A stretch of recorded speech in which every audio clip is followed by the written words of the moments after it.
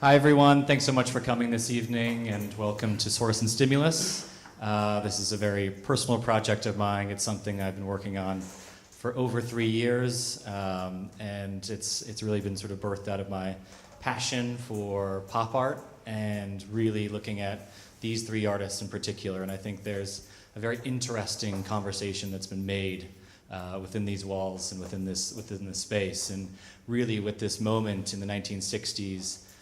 With three artists coming from the United States, coming from the UK, and coming from Germany, and each having their own sort of individual reaction to sort of pop art, pushing against abstract expressionism and what was happening at the time, but also sort of being this first generation after kind of post-war rationings, and the excitement and the energy that you see in these pictures is very evident in that. And I think this is sort of a perfect room to be in because it encompasses a lot of the greats and the sort of highlights that we have here in the exhibition. I just want to do a quick run through just at least of this room here. I'll start with Sigmar Polke's Freundinnen, which was made between 1965 and 66. And to me, this was what I refer to as my white whale painting of the exhibition. It's a painting that I think really embodies so much of what Polka was doing, the pulling from source imagery and really invigorating from a basic grid-like structure to create such an incredible painting, made with this projection element. We're very fortunate to have it here today. I'm sure many of you saw it when it was on long-term loan to the Tate.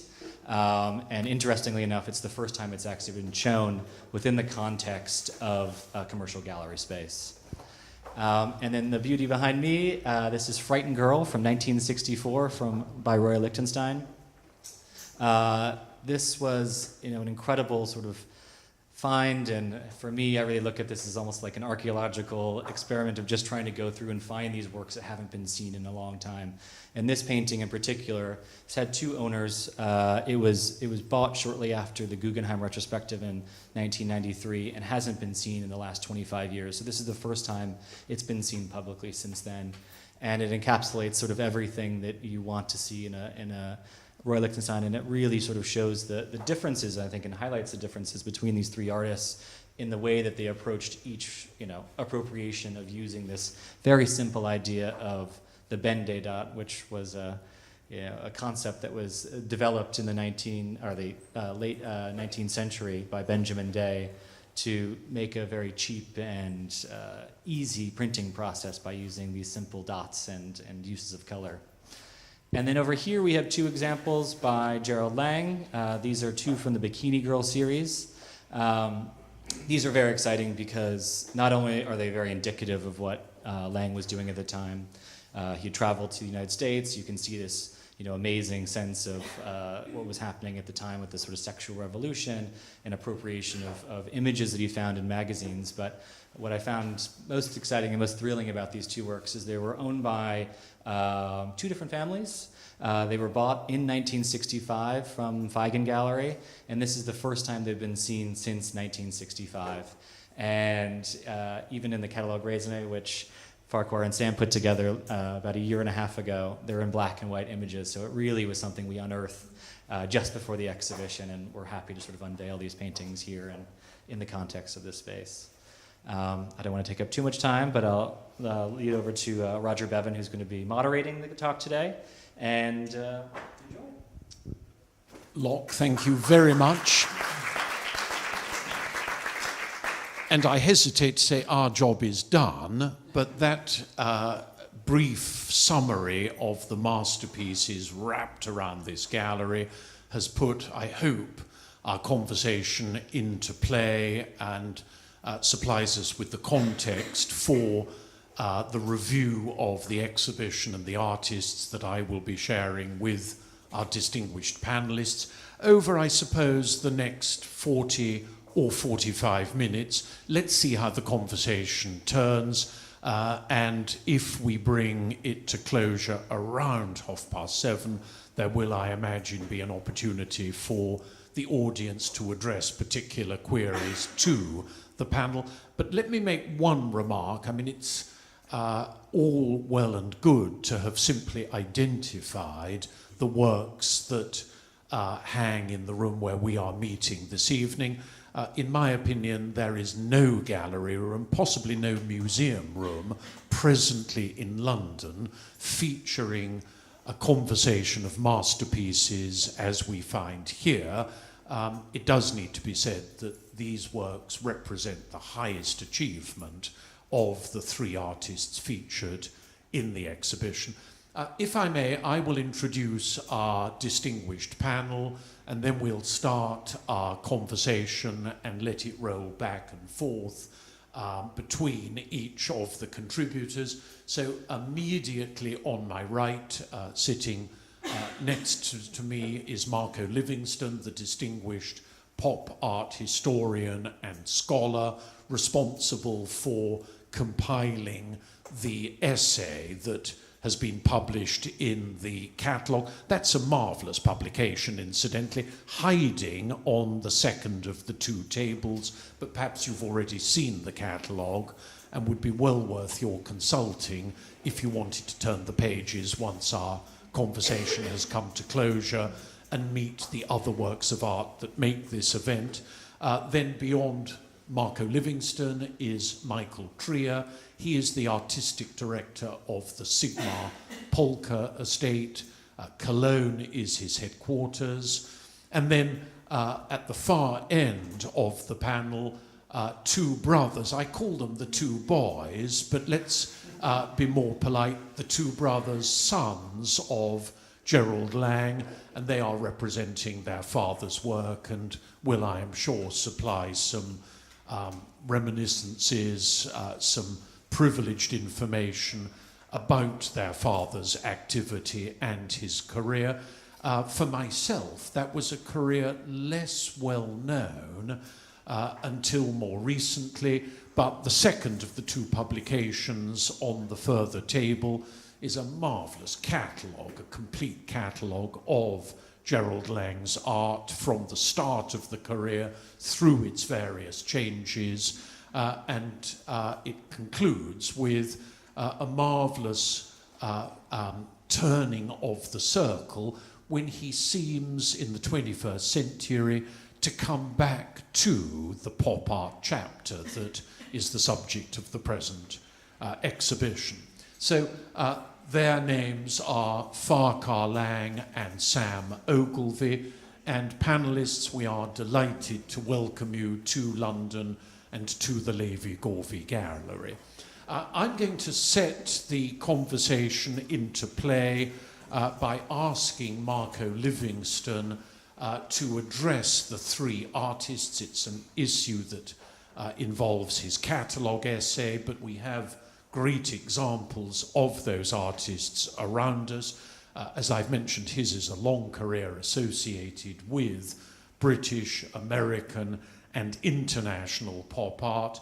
And one of the features right at the start of this story, the engagement of these artists with a printing technique, popular and inexpensive, invented by Benjamin Day, a New York publisher and illustrator in 1879.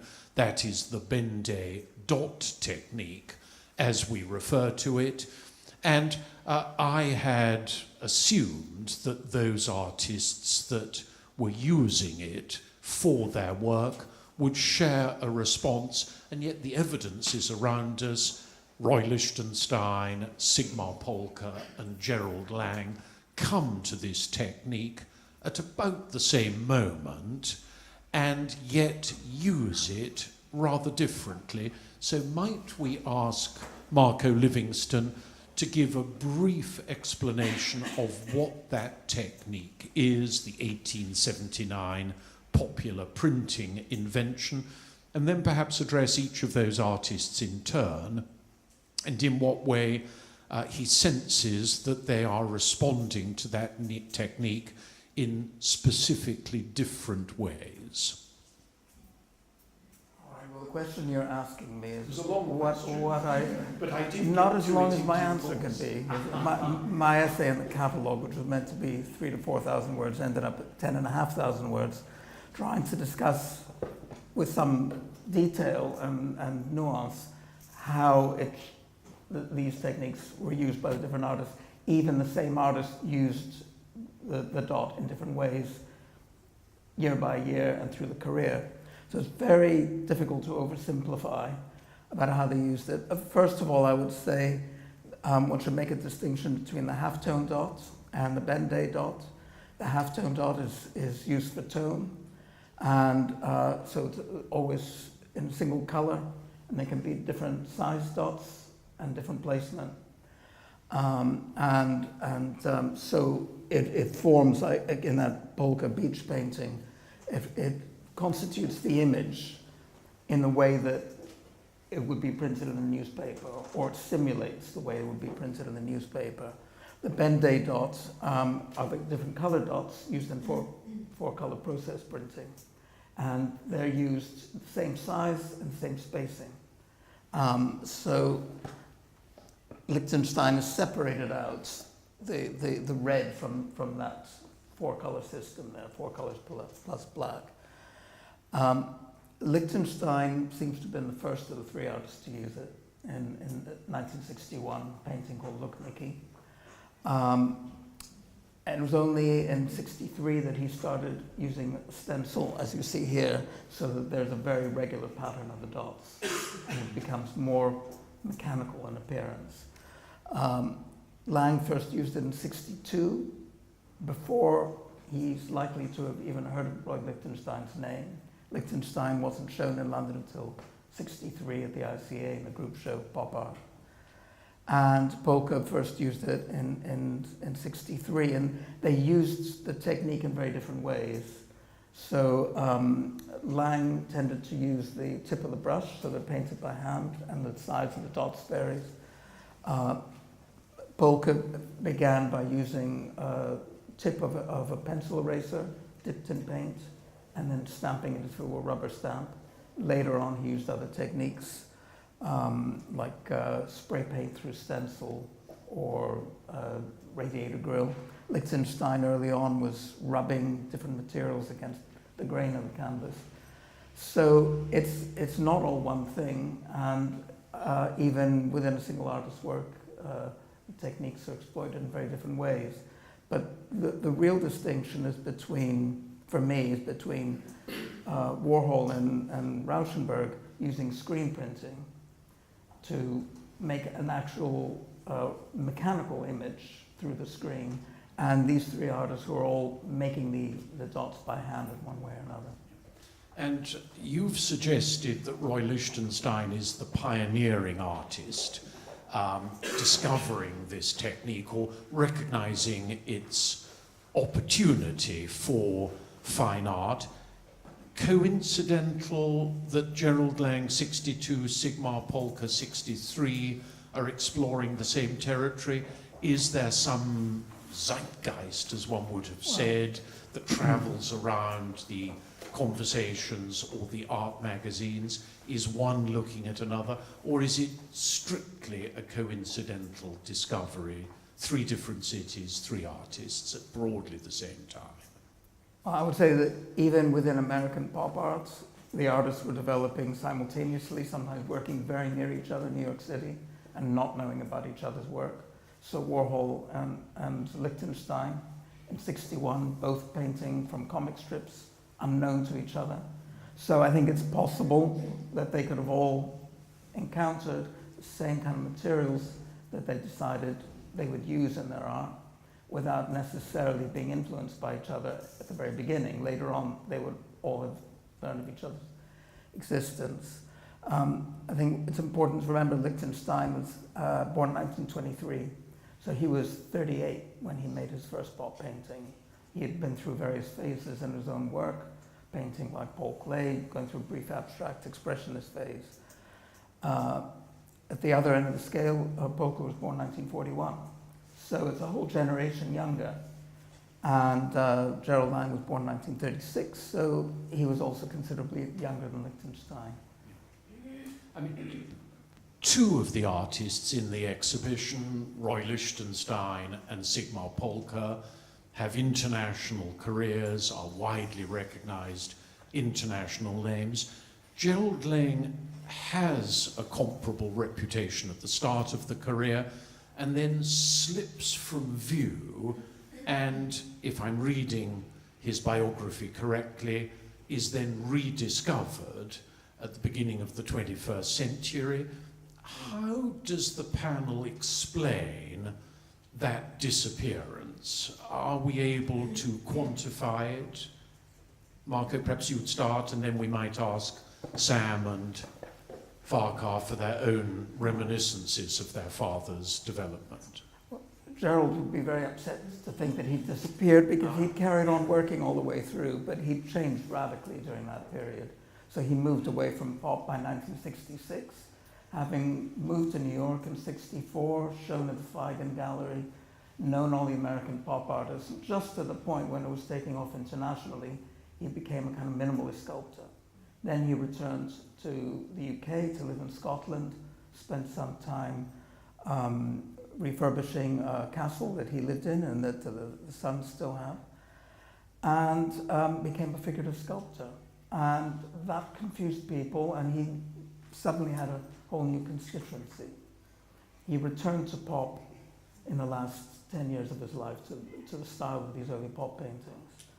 But he'd lost a lot of time in the meantime. The market doesn't accommodate artists who change that drastically.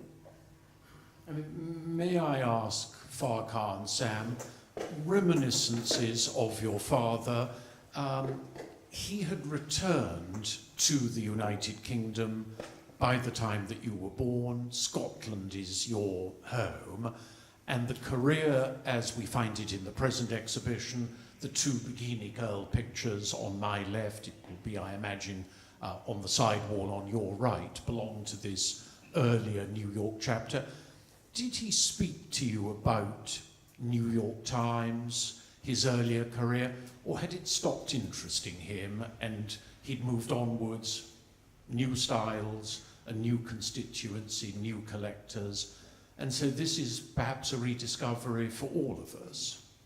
Well, there was a great ambition of his to rebuild a castle, create a home, and I think there was a slight disenchantment with life in New York at that time.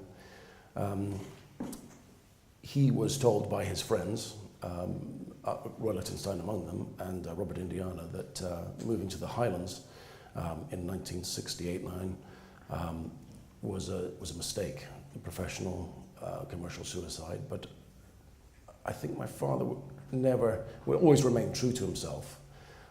He had total confidence in his own abilities, and restoring Kinkell and then writing a book about it paid off. We grew up as Highlanders rather than New York, in New York, and he eventually created a new list of clients and gained success in figurative sculpture, starting in his own tapestry workshop as well along the way, and his own foundry. He was a polymath who could turn his hand to anything, and that confidence allowed him to make those changes and ignore any commercial sense along the way. I mean, it's not a part of the present exhibition, but we've touched upon this subject. The 21st century sees Gerald Lang re-engaging with styles and subjects from the New York chapter of the career. Particularly, there is a group of pictures on the subject of Amy Winehouse. Kate Moss and Victoria Beckham also come into his painting list. You might say the 21st century bikini girls. A sense of unfinished business on his part, a sense of nostalgia. How does one understand the decision towards the end of his life to go backwards, or to take what he had already created at the beginning of his career forwards in these new ways? Well, before he became an artist, he was a soldier, and he was from a line of career soldiers. And he soon left, went to St. Martin's, and started producing what we see here. But later in his life, when the Gulf War happened, he was incredibly incensed by it and by the way the soldiers had been used by governments. And also the behaviour of the soldiers themselves, thinking of Abu Ghraib and the atrocities that happened there. And for, people that had always been painted as the good guys, maybe now it wasn't so clear. So he felt he needed to commentate on that. And he actually started with a piece of sculpture. But sculpture takes longer. It's as simple as that. So he turned to painting again and produced this series of paintings that are known as the war paintings that use that as a subject matter. And also there's quite a distinct return to the style of American pop art. And given that the main people in his sights were the US government, obviously Britain was as complicit, but... And Tony Blair. And, yeah, Tony Blair, especially using that American style as almost a weapon to portray how he felt against the American government had its own irony, I think. Well, we've opened the door to politics, and I believe that the catalogue discusses politics as one of the sources or sparks for the exhibition. Let's come to that in just a moment, but I would first like to ask Michael Trier, when did you know about Gerald Lang? Was he an artist of whom you were always aware, or did he come into your periscope more recently? Well, I think I've seen his, real works also rather late, and but I've seen his work in books on pop art, especially on British pop art, and so he was well known to me since the 1970s. But he wasn't present in where I come from, in the Rhineland. You had the art market 1967, 1968. From there on, where you would see Alan Jones, you would see Hockney, Richard Hamilton, Peter Phillips, and Gerald Lang was probably more like since he was working in the US or so he wasn't represented here as far as I recall it, and so. He was a little bit out of my personal focus. I mean, this is an exhibition we recognise of three artists brought under the umbrella of pop art through their engagement with this popular printing technique that we have already discussed. I sense that Sigmar Polke is a more wide-ranging artist, more styles, more interests. Would he have recognised his place in this exhibition? Would he have felt that it was correct? Would he have resisted inclusion in an event such as this on the grounds that it only showed one part of his wide-ranging interests? It's very hard for me to decide what he would have thought, but I think he would be pleased by the level of quality we're having in the gallery, and so I hope he wouldn't have resisted, so that's all I can say. No doubt, as I read it, Sigmar Polke's inclusion in this exhibition is a revelation in the quality of the loans that the gallery has secured. We've seen the beach picture, the girlfriend's painting. Some may have a glimpse of a rather haunting picture of an abandoned doll on what appears to be an institutional bed tucked into the second gallery. There will be an oblique angle for those seated on this side of the room of that particular picture. The quality of those works speaks very highly of Polke's status. I want to ask Michael another subject. We are, I believe, well informed about the sources for Gerald Lang's pictures. In fact, there are two vitrines just behind the partition wall, rich with supporting material, pictures cut from magazines, source material that had been preserved by Gerald Lang and that his estate has now sourced and brought to our attention. There is a university industry engaged in hunting for the sources that Roy Lichtenstein will have consulted in romance and war composition publications for this early chapter of his career. Not all are known, but much work has been done.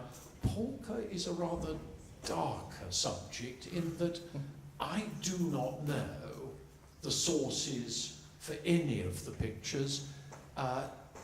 Was he interested in preserving them, but they simply haven't been found? Did he want to hide his tracks by destroying them? Do you expect the estate to yield cardboard boxes along the lines of Gerhard Richter's atlas that will then supply information about whether he was looking at photographs, advertisements, perhaps images that he himself had taken with a camera? What's the current status of research? I think, he didn't collect it like Richter, but he kept a lot of these things, I hope so, and so far we've found a couple of these in boxes somewhere within a huge group of other newspaper clippings, and a lot of things that he hasn't used and seem to be from the same time, but so far I've only discovered the one for Japanese dancers, the one for Dublin, and one of the family images. And usually they're very tiny, so they're like this size or so, and then it's blown up, and so you can also imagine how hard it is to discover these things in a mountain of clippings. I mean, is that research that you and your colleagues at the estate are presently undertaking? That's part of it, yes, of course, because I also would like to identify the image sources, and cut out of something so you don't even know where it's coming from, if it's like from the whatever newspaper, and so that's another task if you want to go that deep. And I'm going to ask Michael in just a moment about a catalogue raisonné publication or project that he and I were discussing just before the evening's conversation started.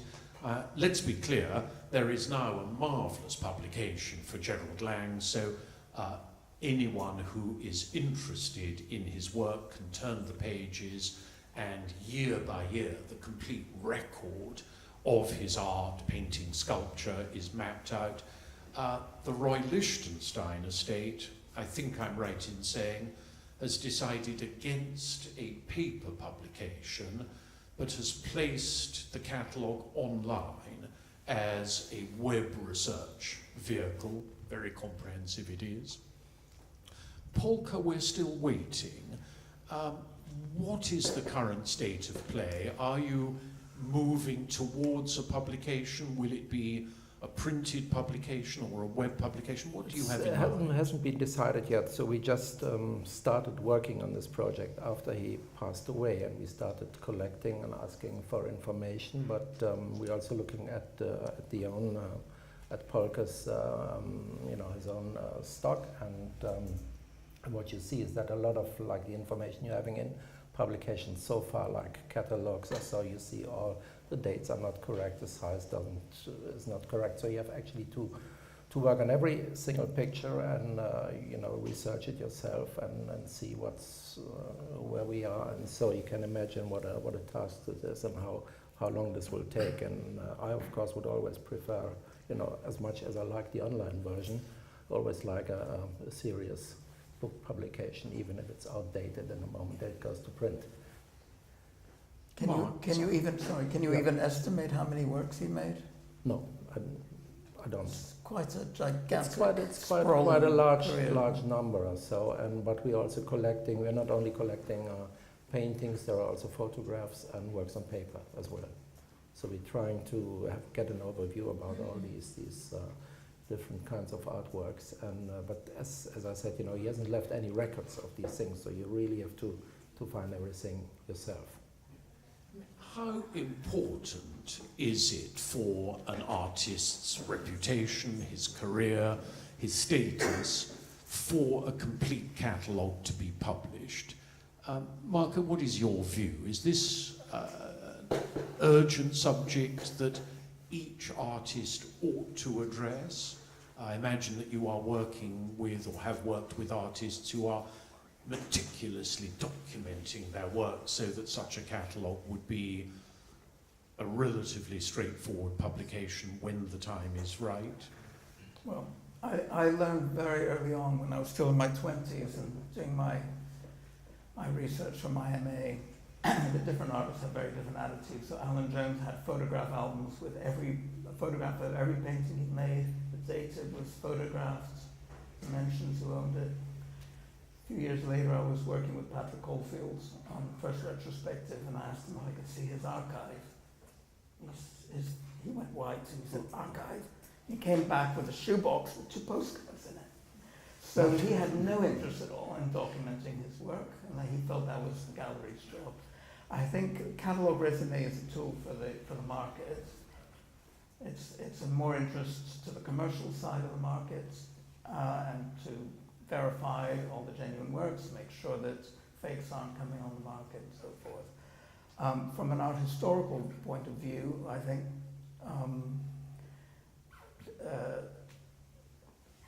long texts that have involved research and that are engaging with the work and trying to explain what the artist was thinking and doing, or the artist's own texts, interviews and so forth, are at least as valuable as just a catalogue resume. But they have to complement each other.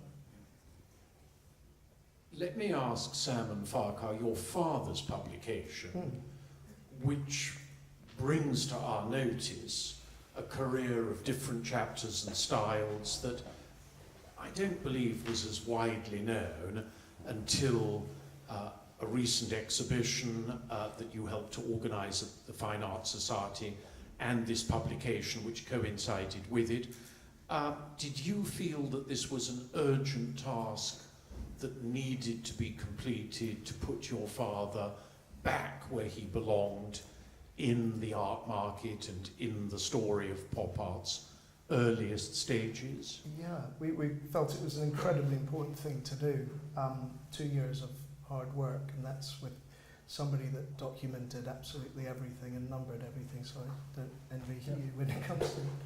But We had a great advantage though, because my dad was a fastidious bookkeeper and recorded everything and measured everything, that he made. There's 1 or 2 gaps in this book out of 550 odd works or whatever it is. So we had a huge head start in creating this. We couldn't get photographs for all the work, and some of them were in black and white. But we wanted to tell the whole story and try and explain why those changes in direction were made, but also demonstrate certain themes that ran all the way through his work, his career. For instance, you've got 4 works of his in this room and next door. The CT Strokers and the 2 ladies there. Subject matter that concerns a young man, but then suddenly President Kennedy's assassinated in Dallas, and he feels like he has to stop what he's doing and paint that. And to react in that way at that time and recognize the moment is something that stuck with him all through his career. Another early example would be the souvenir of the Cuban Missile Crisis. And then later on, that immediate need to tell the story, his story, and his anger of the Gulf War, Second Gulf War. Well, you have reminded that one of the subjects we were planning to mention this evening, the issue of politics, which comes up, I believe, in Marco Livingston's essay, whether these artists were political, whether they were painting political pictures. Evidently your father was, and if you have not seen the picture of Kennedy's assassination in the gallery just behind the partition wall, that would be well worth your consultation once our conversation has come to a close. That was a highly controversial picture at the time it was painted. Other artists were engaging with Kennedy's assassination. Warhol paints the First Lady, the joys and sorrows of Jackie. Rauschenberg includes quite prominently images of JFK with his finger either making a point or hovering near a nuclear button in his colour silkscreen pictures. But your father's picture touches a very raw nerve by being more specific in some respects about the moment of the assassination. Would you remind us what happened when he had completed the picture and was proposing to show it with Richard Feigen's gallery in New York? Well, he showed it to Feigen, and they just weren't ready for it. It was too raw, too early, too honest, and I just think they could not, Richard Feigen felt that he could not show it, so it was stored for many years. But now it's interesting what's happened. It's a bit more acceptable to us. There have been films and hundreds of documentaries and conspiracy theories, and now it's a bit more acceptable as a subject matter, as a topic. And now, recently, it's been a very busy work on public display at museums and galleries. So it's interesting how that conversation's evolved. Would be interesting to see what was the response if it was shown in North America, or perhaps it has been, I'm not sure. I've seen it on several occasions in this country. A plan to show it in North America, how do you think? Perhaps I might ask the panel, how would North America respond to a painting that deals graphically and explicitly with the moment of the murder of JFK, even if the participants are treated in a pixelated Bende fashion? Any thoughts, Marco? I don't think we can speak on behalf of people who aren't here. I mean, that painting was made nearly 50 odd years ago now. So now we view it in a more detached way. It's become a historical event. To have shown it at the time when it was a very raw thing. I was living in the US. I was born over there, as you can probably hear in my voice. And it was a very shocking event for the whole population, and you were on either one side or the other of being a Democrat who saw Kennedy as a liberal force that was good for the nation, or the people who were against him. But so it would have been quite contentious at the time for a lot of people to see it. But I don't think the painting actually has a very overt stance. I don't know how you feel about it. It's just recording the event. It's not actually telling you what to think about it. Yeah, it's a representation of it, isn't it? Yeah. It's a painting of that film strip, of those film stills from that famous footage. Paintings of photographs. The Abraham Zabruda footage, probably the most widely studied piece of documentary film in existence. Polka, a political artist, what is your view?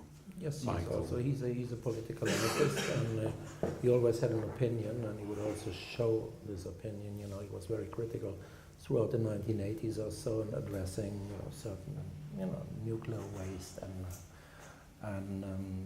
other things, refugee crisis, and all these things. So you find these subjects with Polka, mainly in the later work, the 1980s work. And Marco, if you would speak on behalf of Roy Lichtenstein, I mean, we look at Lichtenstein's pictures and they engage with the celebration of youth culture and glamour and beauty. Of course, there is a war angle, but that is filtered through popular comic publications. Would you have regarded him as a political artist? Do you think that he chooses war imagery to make a point about America's militaristic ambitions? Or is that simply the drama of compositions that he enjoyed? Well, he was making paintings from romance comics at the same time that he was doing paintings from war comics. So it was like the feminine and the masculine version of that area of popular culture. At the same time, the Vietnam War was going on, and he didn't make pronouncements about it, but I think you have to read those paintings against that background, just acknowledging that that was going on.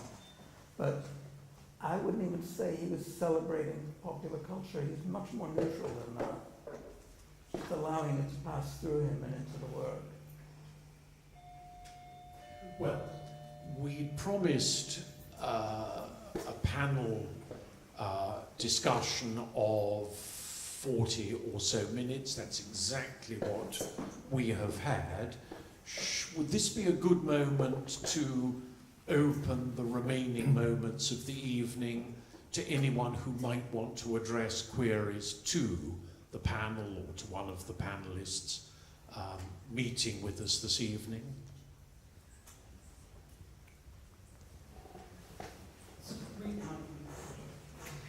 We discussed the coincidence of the three artists both starting to use the Band-Aid dots at the same time, and obviously it was invented 70, 80 years earlier. Had it started to have been used much more commonly in publications at that time, or had it been used popularly all over the world for many decades? You mean in the press? Yeah, yeah. I think it had existed for a long time, but the moment that artists started to look at all this material was in part a reaction against the high idealism of the previous generation, particularly the abstract expressionists. So what they were all doing was trying to drag art back into the real world. And so a lot of people had a similar idea at the time, without necessarily looking at each other's work at the beginning, of how to bring the brutality and the bluntness of that material into their art. So they looked to other parts of production, essentially. They looked to all sorts of areas of visual culture and popular culture. But one of the things that intrigues me, Michael, especially when you see the three artists together, first of all, I think it was quite risky to bring these three artists together who hadn't been shown in that combination before, and Gerald Lang, who hadn't been seen as, if you forgive me, part of the A-list, and how well he stands up, and all the work, the artists look like equals to each other, which one couldn't entirely know until they were hanging in the same space. But Lichtenstein and Lang seem to always go for the clarity and the crispness of the image. Yep. And Polka is always disintegrating before your eyes. It's dissolving. Yes, he talked about it in 1966 or so in this interview, and it's this interesting effect also that when you're close, or actually when he's painting, so he doesn't see, you don't recognize what you're doing, and you have to step far away, or you have to see. Nowadays, if you take an image with your phone or so, and it's very funny, then you can immediately recognize the image because it's like condensed in a way and getting smaller again. But I think also what's interesting with Polke, they're very painterly, so he used different kinds of paint, glossy paint and matte paint, and he was also in a way, a couple of like mistakes in these paintings, so some accidents happening, like dripping and so on, and he would leave it on, and which gives it, a special charm or so. I would have thought, particularly in the girlfriend's pictures, there are passages, and certainly from where I'm seated, very clearly visible of blue paint or green paint, either beside the two figures or over their flesh, that look like poor printing techniques that have been in some way badly pressed. That could be a very sophisticated technique to have adopted, to imitate just how cheaply the Bend-Aid dot technique was employed by the popular press by incorporating what appeared to be smudges or inked errors in the presentation of the work. I mean, this is, I think, a particularly engaging picture. It belongs to a celebrated Stuttgart collector, Josef Frohlich, as Locke Kressler mentioned, was on loan to Tate for some while. I've wondered, and I think the subject has come up around the exhibition. Could he have built this composition from different sources? There appears to be a slight disjunction between the standing girl to the left and the model in the foreground with that rather provocative pose, and the arm raised like one of Picasso's models in the Demoiselle d'Avignon? Or do you think there's a single source photograph, a popular picture perhaps from a family album of two friends or two sisters posing on the beach? I think he didn't himself do any kind of like collage or so. So it's, I guess it's a found image. So far we've been always thinking it's depending on, it's coming from this movie, Deadlier Than the Male. But I looked the whole movie through, and actually I don't find this kind of scene also in it. So it could also be from some kind of like a department store catalog, or any kind of way you have like two models or so, like blending, not Photoshop, but in the early way, like collages or so, and that's probably something that he used, which gives his impression or so that it's two different subjects. But when you're looking at the print that he's also done with the same subject, the black and white print, so it's more, it's clearer for me, the image or so. And there's a border on the right margin of that picture, and then this very distinctive white band, which must have been the last decision before the picture is completed, brushed across the lower edge of the picture. Purely formal? Is he attempting to remind that there is a photographic source, and the photograph would have had a white border wrapped around it? How would you read that piece of pure white paint at the lower edge of the picture? I would say that's Polke's artistic decision to cut this off, and it's something similar with the artwork at the same time, in order to determine the image, probably like doing a cutout, but leaving it visible on the front and not using a new stretcher, for instance. Back to the audience. The gentleman in the background.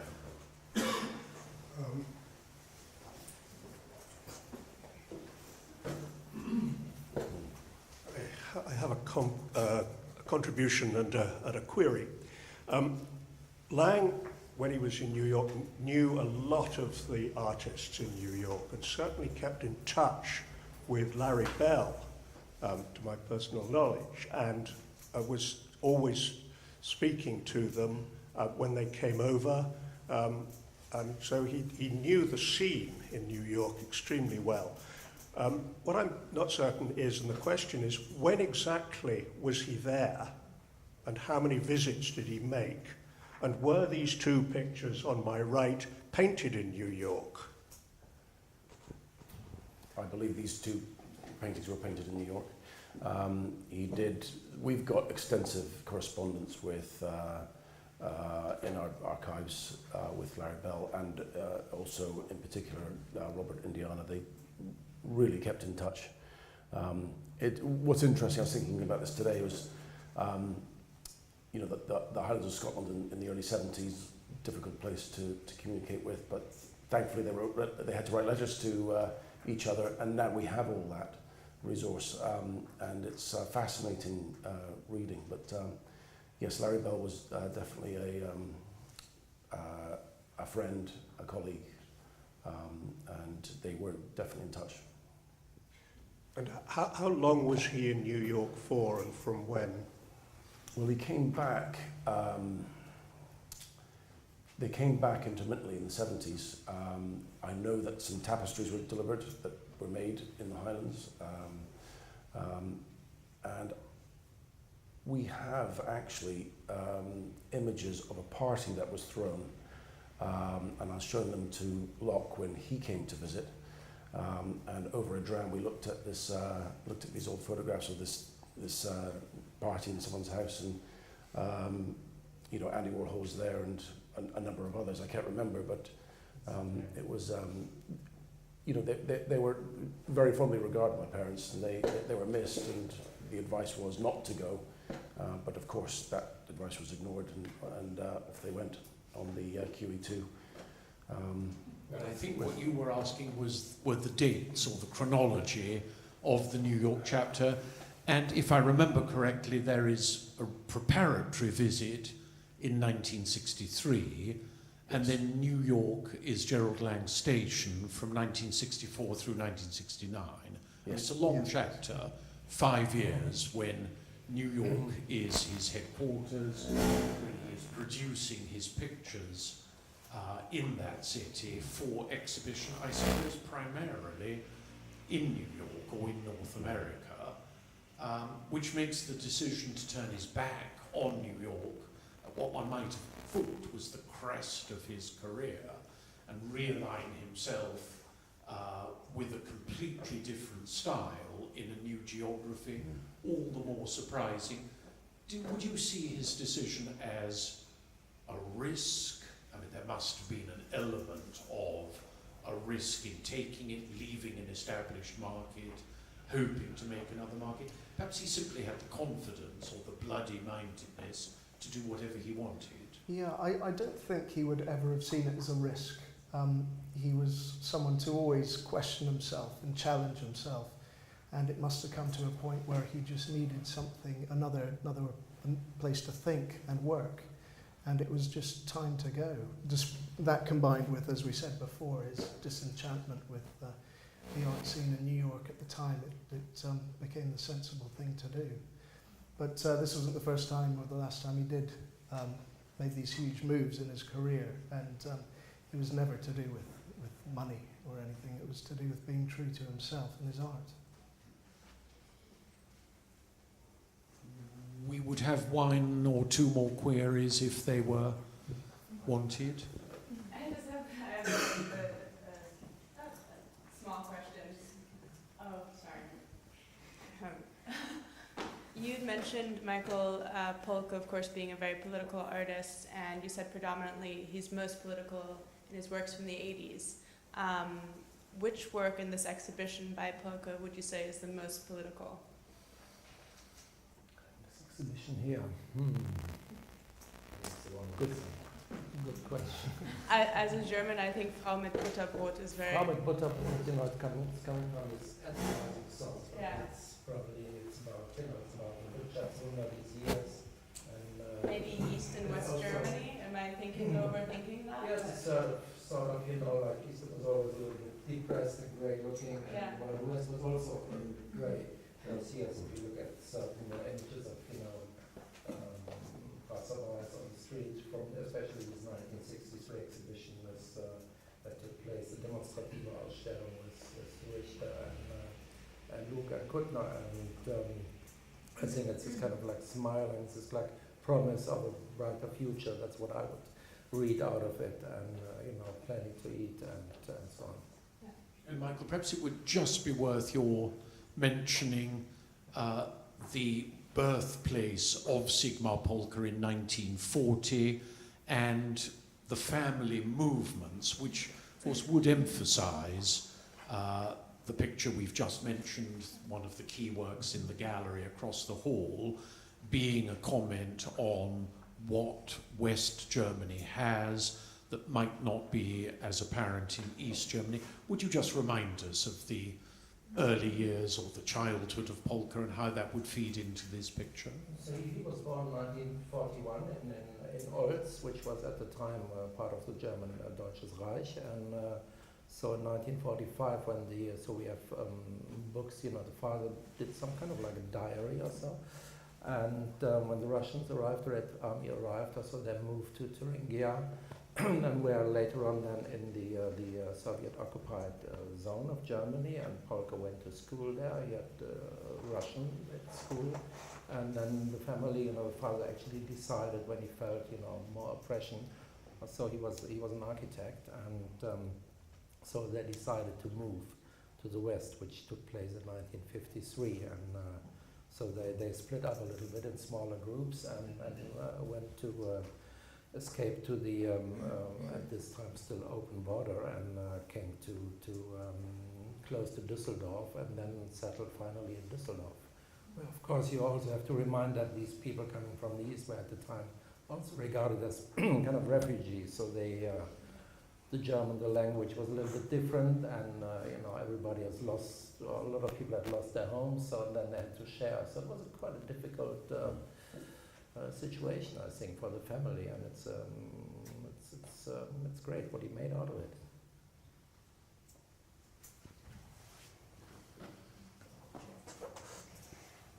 This question is probably intended more for Locke than for the distinguished panel.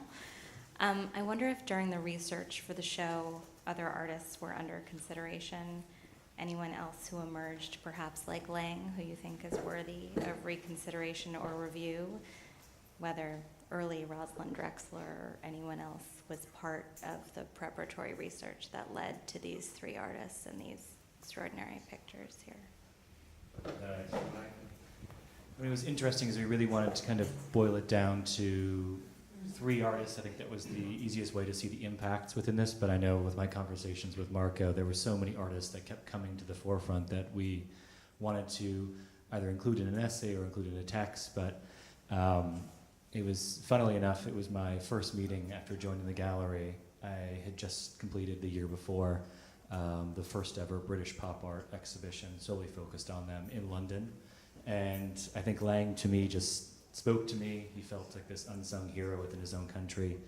And to see him kind of standing strong against these two, great American and German artists, and kind of see that that arc from those three countries, it just seems so natural to us, and to see how differently they approach this concept.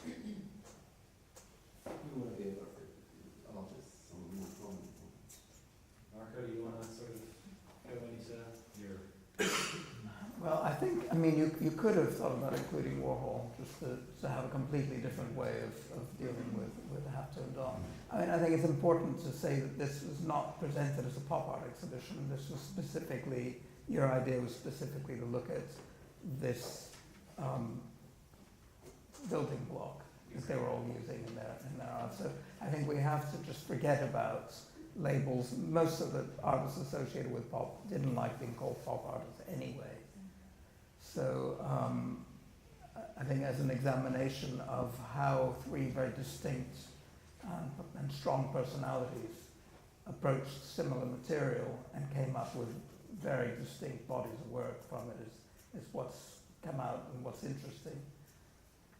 And I think also just the clear delineation of countries that they were in, but the fact that they had each came to this concept and idea very much separate from one another. And in doing so, when you see them here today, you can really see that they approached it with such vastly different ideas and concepts, and how, not only in the beginning of how they made it, but then how their career developed throughout the 1960s, and that really important window of sort of 61 to 63, where they started just creating these magnificent I think also Lang fits more comfortably in a way with American pop than with British, not only because he was there, but just the way that he approached his subject matter, the impact, the direct impact of the imagery. A lot of the British artists were more interested in narrative, more painterly.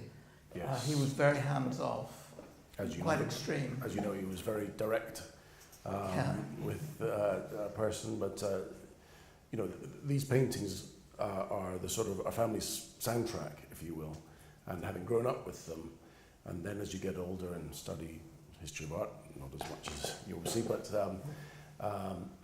when you start to, I realised how direct and succinct he was, and there's no hidden meaning, no double meaning. CT Strokers is all about that engine and the power being transferred to that wheel, and never mind the poor chap driving it can't see where he's going because the engine's in the way. It's just a very simple, direct style, and that was the man himself.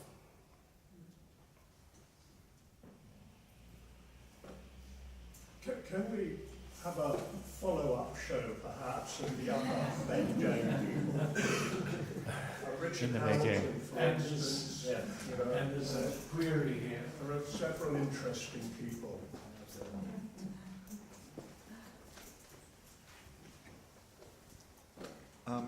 The panel, is this on? Hello? The panel mentioned the various sort of interactions to some degree amongst the artists in New York, so Lang, Lichtenstein, Robert Indiana, Larry Bell, Andy Warhol. But was there any influence or interaction at the time, back in the 60s, between the New York art scene and these artists and Sigmar Polke at the time?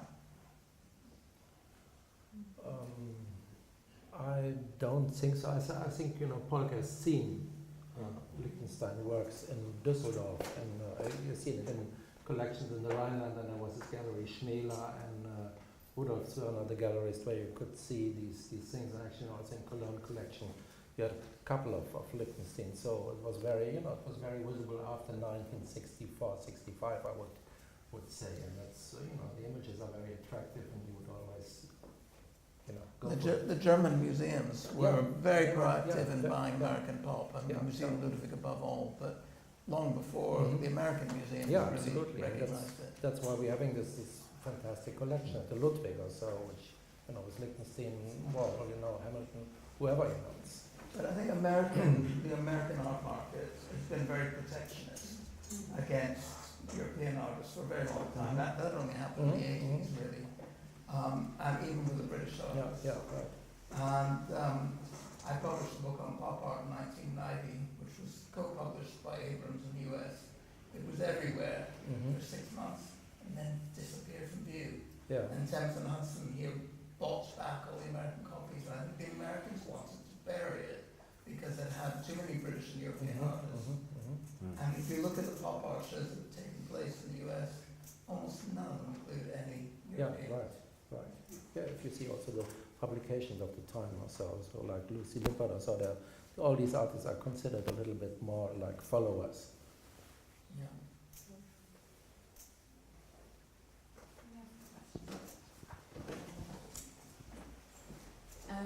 On the topic of all these sort of interactions between all the pop artists, Simon Farquhar, I know from your father's memoirs that Lichtenstein and Gerald Lang had met when he was in New York. Could you speak a little bit about their interaction? Well, we weren't there, but but no, we can sort of looking at the archive. It was clear that they were great friends. When our father first went to the States, he was given a number of contact details, and they were these artists we're talking about. And he became straight away. He became Robert Indiana's studio assistant and his friend. So that was his very first point of contact. And I think the sort of polished work he saw was quite an influence on what you see here. And regarding the whole British pop art to American, I think definitely in his early career he was much more aligned to the American pop artists. He represented the States in '67 Biennale in Sao Paulo, so someone from Newcastle representing the USA.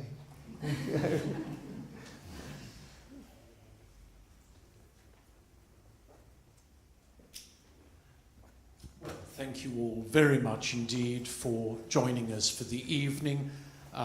We promised to bring the panel to closure at around 7:45. That indeed is now the time, and I hope you've enjoyed the evening. I certainly have been very happy to have had an opportunity to share it with you. Thank you.